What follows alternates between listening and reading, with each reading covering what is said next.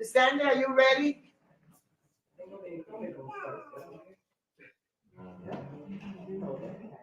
Yes. Is that the mic? Yeah, but it don't work. I don't know, try it. Try it. Well, I have a strong voice. Hello, everyone. How are you first? Thank you for your patience. I know we're kind of crowded in here, but I thank you so much for thinking about what's happening in our community and doing your civic duty. As she stated, I am Elena Sanders. I am the incumbent. I'm the current commissioner. I ran in 2020 because I saw things that were not put in place. I know that sounds cliche. I ran in 2020 because I saw things that were not occurring. As you see here in District 3, we have a lot of mass building. A lot of mass building. Am I correct? Yeah. Okay. And so those are one of the things that I have a concern about, is the mass building in our area.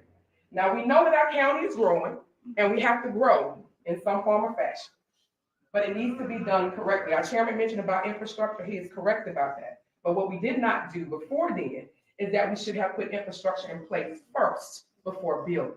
And so now we have developers in, we have zoning that's already been changed and so forth, and they're coming in to build because we have the lowest impact fees. And so we're more attractive than any other county.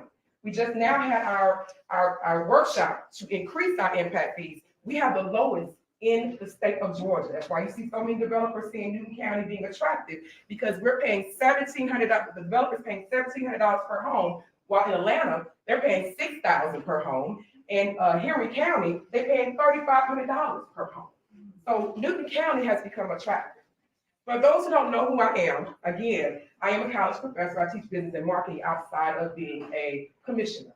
I'm also a person who believes in transparency. I call it tap in. That's called transparency, accountability, and proven leadership. I've been in this position. One of the things I've done, I care about my youth. I also care about the seniors. You also see me initiate the Youth Commission Board because I'm so passionate about our youth going places outside of this county. Also with the ARPA funds, one of the things I put in place was that we had 2 shuttles purchased for our youth to get out of Newton County. We have some youth in this county that have never seen Atlanta. We have youth in this county that has never been outside of Newton County or Covington, Georgia, and that is a problem for me. I had the opportunity to see growth because of my parents. I had the opportunity to see culture, but a lot of our youth here have not seen that. Here in Newton County, we are missing our recreation, our parks and recreation. When I first came in office, what was the first thing y'all wanted me to do? Build parks and recreation. Do y'all know we're the only district in Newton County that does not have a viable park? We are the only district in Newton County that does not have a viable park. And we are the district that pays majority of the property tax. Do y'all know that? We are the district that pays majority of the impact fees. Why? Because we have all these doggone houses. So why are we not seeing a return on our investment? Not saying that we should not take care of the whole entire county, but take care of all of the county, not part of the county. It's really important. Because as a commissioner, it is our job to serve. And there's also in that handbook, it says protect, and to make sure that our residents are taken care of. One of the things that I say, I don't call you our constituents. I call you my neighbor. Why do I call you my neighbor? Because I see you in this neighborhood. A lot of y'all are my residents. I stay next door to you. I see you in the Walmart. I see you in the grocery stores. So I always say, hold me accountable. Not only with that, I'm honored also to receive the President Biden's Achievement Award. That means somebody's watching the works and what we're doing here in Newton County. It's not about me. It's about your commissioners doing the work for the county for somebody to recognize me on the federal level and seeing what we're doing. We also stock box stores in our district. Remember the Dollar General? Remember the Dollar General? A lot of you said Dollar Generals are not economic development, and you are correct. They're paying below the minimum wage, majority of them. And you want to see different things in your county. I heard someone mention, said, why do we always have these Baskin Robbins and McDonald's? A lot of those came before me, and I denied them. Why? Because I don't want to see a Baskin Robbins and a McDonald's. I want different choices for us. I know that we deserve better.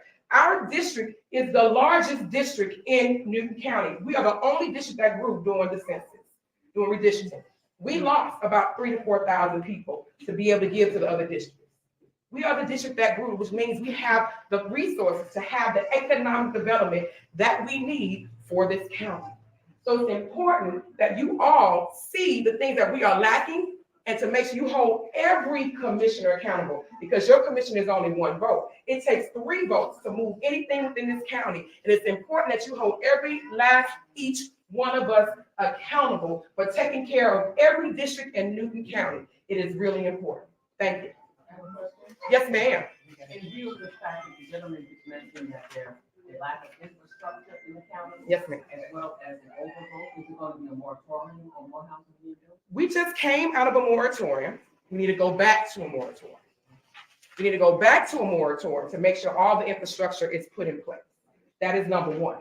Because constantly building and building and building without the roads being taken care of. I spoke to GDOT. I talked to GDOT myself. I called them. That the widening for Salem Road has been pushed back. So if you're constantly building homes on top of each other, and you don't have the infrastructure in place, Fairview Road, everybody's scapegoating through Fairview Road. Those who live on Fairview like myself, they scapegoating through Fairview Road. Crowell Road, Brown Bridge. If the infrastructure is not in place, let's complete the widening of Crowell Road. Let's complete the widening of Brown Bridge. Let's complete the widening of Salem Road before we constantly keep building. Just here on Fairview Road alone, it's almost 20 subdivisions. I live here. We have 922 units, including the apartment complex. We have 922 units, including that apartment complex. In this one subdivision, that's one way in and one way out. That is a safety hazard. That is a problem. So if anything happens within this community, if anything happens within this community, we all must just stay in our houses and say, thank you, Jesus. I hope I'm going ahead. Because we don't have this man. Speed bumps. Why is it that we can't get speed bumps? I'm the first house on the left, and I have to be so careful when I back out because people are fine. We have 25. It says 25, but we got people running through here at 50. You know, I got a little bit of grandma. Yes, ma'am. I'm old. Yes, ma'am. I'm trying to back out and down. So why is it that we don't get the speed breakers or we don't get the speed bumps? Does somebody gotta die? Well, speed bumps are not determined by us, that's determined by your neighborhood. It takes 70% of the people in your neighborhood to sign a petition in order to move forward with speed. And we did. And so, And you didn't sign for them. wait 1 second, let me answer a question. It takes 70%. So also, you have one way in and one way out. I live in the back, in the reserve. I watched the house burn down because the fire department can get to us on time. So when you place speed bumps in an area that has this mass amount of people and only one way in and one way out, guess what? It's going to slow down the response time of people getting to the back. We've had somebody die of a heart attack because the EMS can get them on time. The fire services told us if they were 3 minutes late for their house that burned in the back, the whole block would have burned down. Okay, I got a question. Now, you say you've been in office how long? 4 years, 4 years. Okay, how come we don't have the gate open back there? I'm glad you mentioned that. We've been We working. did open. I'm glad you It mentioned that. was open. But once this Wendy's was open, can I answer? Thank you so much. Okay.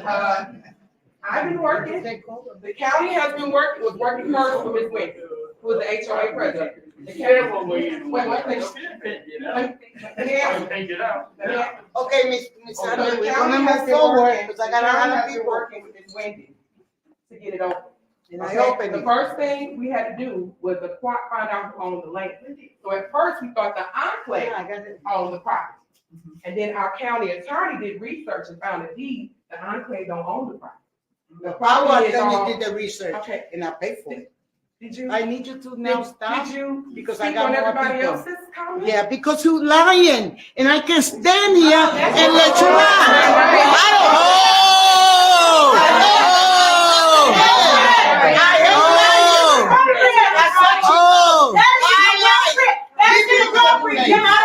That is inappropriate. You just said you didn't like her. You just said you didn't like her.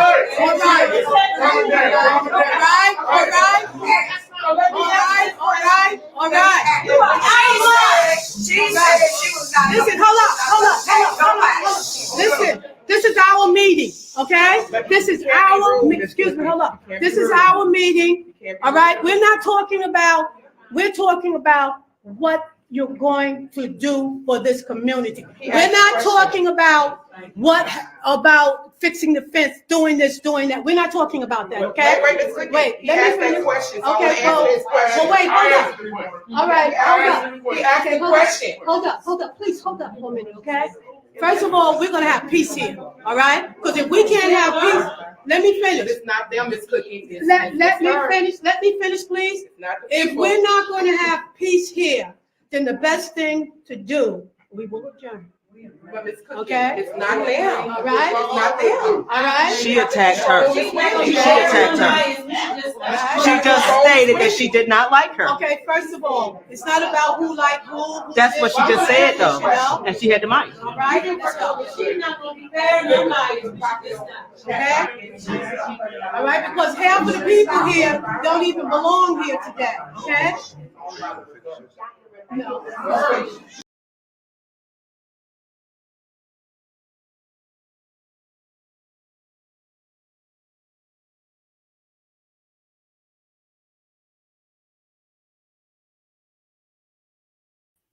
Subdivision on yesterday. This is a recording of what occurred at the Enclave subdivision on yesterday. It was supposed to be a meet and greet for the candidates that are running. You had your commissioners, your candidate, you had your incumbent, which is myself. You had the candidate, well, both of the candidates that show. You had a candidate for commissioner. You had the candidates for tax commissioner, sheriff. You had your state rep as well, and they were there. And so if you're going to host a candidate forum, number one, the first thing you should do is get a host or moderator that is not going to be biased. That's number one. That's the main ingredient. You have to get someone who is not going to be biased and rude. You're going to have to get someone who wants to hear the truth. That's number one.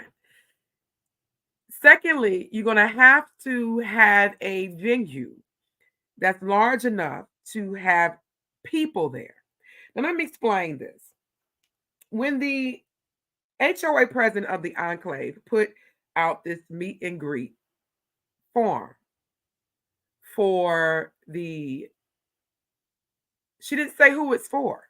She said, come out and meet the people. I had to show it to her on Nextdoor that she posted it. And what I did was created a nice flyer with the same information that she had put on social media and shared it with my supporters, as well as not just my supporters, anybody that's in the groups that I am in, so they knew about the actual forum, the meet and greet. Not only did I do it, my opponent did the same thing. But I was told that I put out a fake and bogus flyer when I have a screenshot of my opponent doing the exact same thing. And that's just to alert people of the forum, of the meet and greet. If you only wanted this meet and greet for the residents of a subdivision, then guess what? You don't put it on Nextdoor. You don't put it on social media. You don't put it on Facebook. You send an email to the people of the subdivision. And when you send it to invite the candidates and the incumbent, you said this meeting is only for the Enclave subdivision. So my campaign manager had to show her that she posted this flyer on social media, that everyone knew about it. And then now there was a statement that some of y'all not supposed to be here. If that's the case, how did my predecessor know about the event? And why did she show up? My predecessor no longer lives in District 3. She lives in 4. There were other residents from other subdivisions in the building that I don't even know who they were. There were people there that were not from the Enclave. Majority of the people that were in the audience were those who came as my supporters. And I'm going to be honest with you. They had on my t-shirts. They had on my campaign gear. And they took up majority of the seats. So if everyone would have got up, it would probably been left 10 people in the building, if that.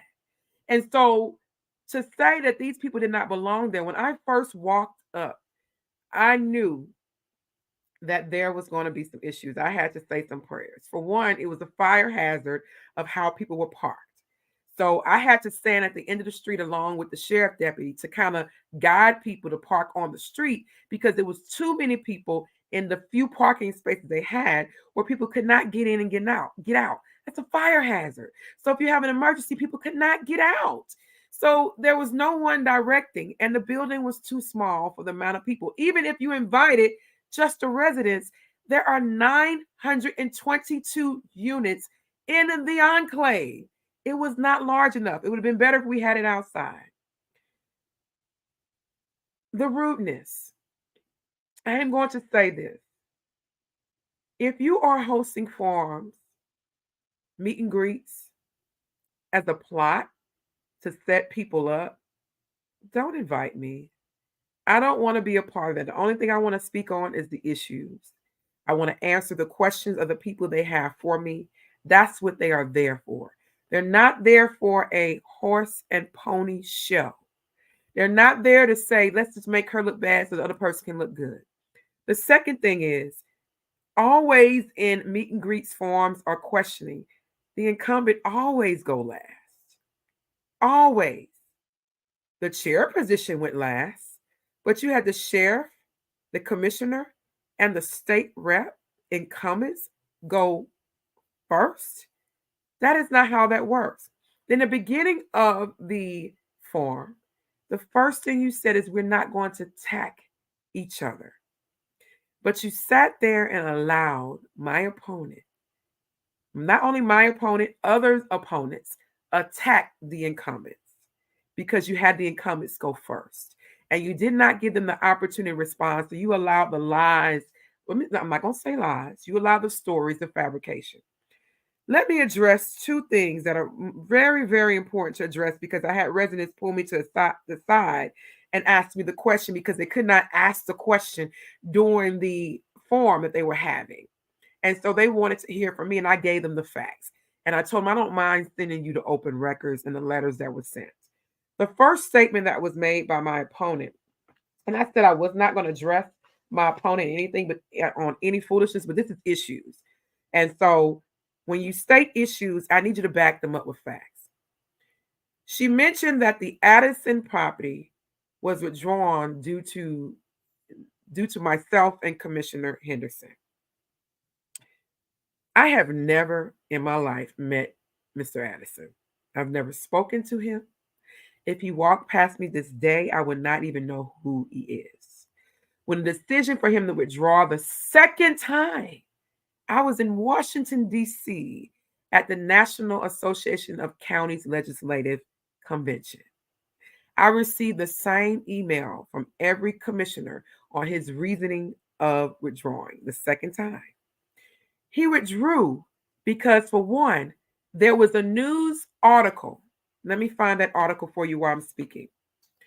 There was a news article where the Covington News interviewed Trelawney subdivision and residents in the area.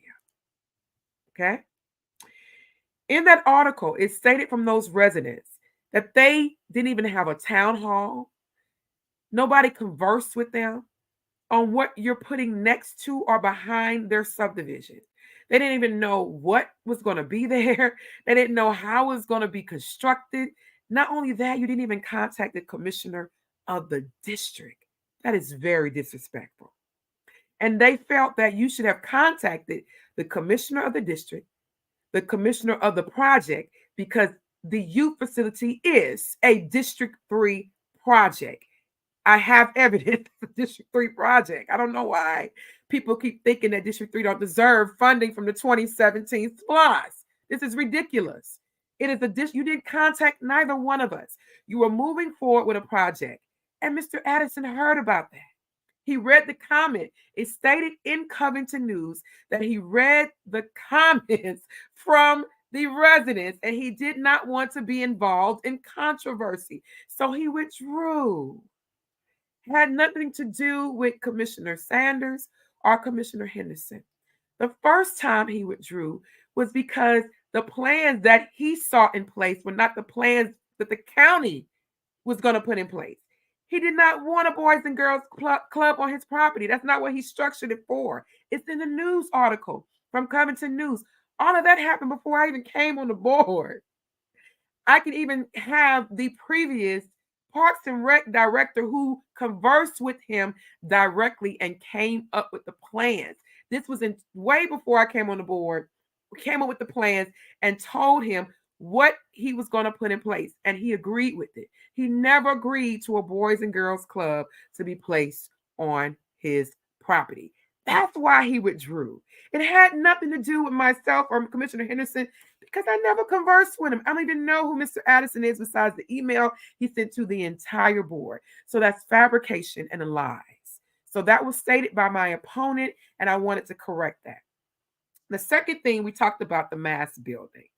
And she said, why don't you put an ordinance in place with acreage? This is how I know when people really are not paying attention. Because if they were paying attention, they would have known we did that in 2022. Myself, Commissioner Henderson, and Commissioner Mason were very vocal on that point to make sure that we increased the acreage, because before then, that's why we were in a moratorium, because we had to look over our ordinances. That's why we went in a moratorium for 2 years, because we had to look over our ordinances, and then we voted to get out of the moratorium. The 3 commissioners on the west side voted to increase the acreage on the amount of homes. Before then, they were able to place 8 houses on 1 acre on the west side of Newton County. So if my opponent was more informed, then she would have known that we did that in 2022. And it's now 2024. And actually it started in 2021, the end of 2021. We finalized everything in 2022 when we came out of the moratorium. So that was already done. So this is my issue. When people come up with these ideas and they have no idea that these things have already been done. They want to say the commissioner has not done anything, but you're quoting incorrect information. I'm going to say this. It's going to be my last point. Residents, do your research. Don't allow even myself just to tell you anything. I am going to post all of the communications that I had with the enclave and that gate and the attorneys.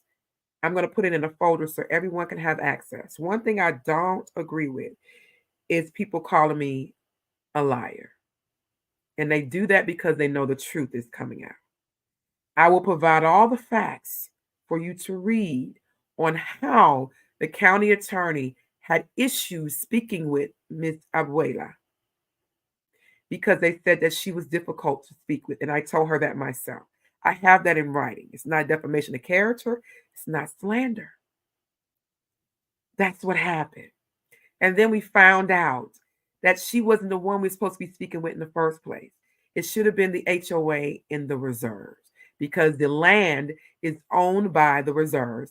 And then the county, she didn't want this to come out. The county did eminent domain because it was difficult to speak with her, and because it was an issue in regards to safety. So they were trying to move forward, but she would not make a decision, and then she wasn't the one that was supposed to be making the decisions.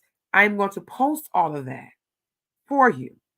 I'm shocked that my opponent would say these things without information, because she's the first one that will try to file a lawsuit for defamation of character or send a cease and desist. But you get in there and tell stories.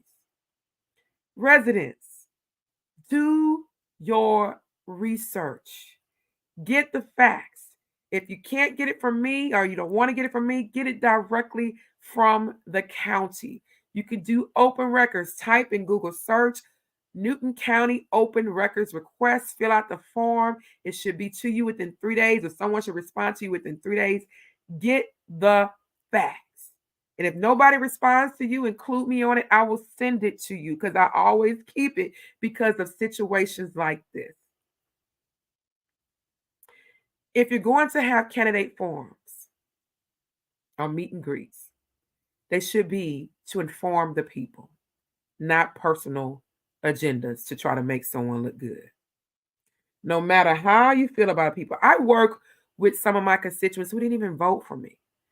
And they said, wow, I didn't even vote for you in the beginning. You're still working with me. You got my vote next time, because I see who you are. was constantly voting for the same person over and over again, you have my vote. Do not invite candidates to forums if you're going to have personal agendas, you're not going to be professional. If you can't be professional, then don't have a forum.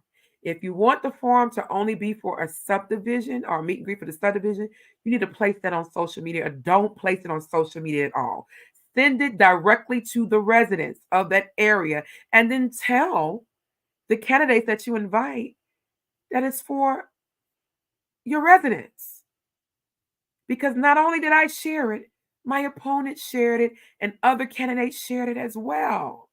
But of course, when you have a personal vendetta against someone, you want to make the people think that someone did something. I want to thank my supporters that came out. Team Commissioner Sanders, you are the best. I thank you for keeping me intact. I thank you for holding me accountable. I thank you for saying, Commissioner, let's go. This is not where we need to be. This is not what your campaign's about. This is not who you are. When you allow certain candidates to speak for 4 minutes, and you allow the incumbent to speak for 4 minutes, and then you allow the candidates to speak for 12 to 15 to 20 minutes, that's a problem. That means you're biased, and it's showing, and it showed tonight. I am going to say this: Commissioner Sanders will not be participating in any forums that have personal agendas. My campaign manager sent emails to certain individuals that have our committees that are having forums, and they felt some type of way when she asked, who's the moderator? Is it going to be non-biased? When you get an attitude or you get upset when that question is asked, that is a clear sign that there's going to be foolery, horse and pony show in the making. That's not what it's about. It's to inform the citizens of making a viable vote, getting their information, a sound vote, no matter who the candidate of their choice. That's what it's all about. I want to thank you guys for your time, and I do hope that you do your research on every candidate, because I was told this election is going to be a horse and pony show. And I didn't want to believe it, but it's starting to turn out to be that way. When people see that they're not getting their way on various things, they're going to come out and fabricate and lie. Get the facts. Get the truth, because that's all I can bring you. You have a great day, an amazing day, and you shall be blessed. Thank you.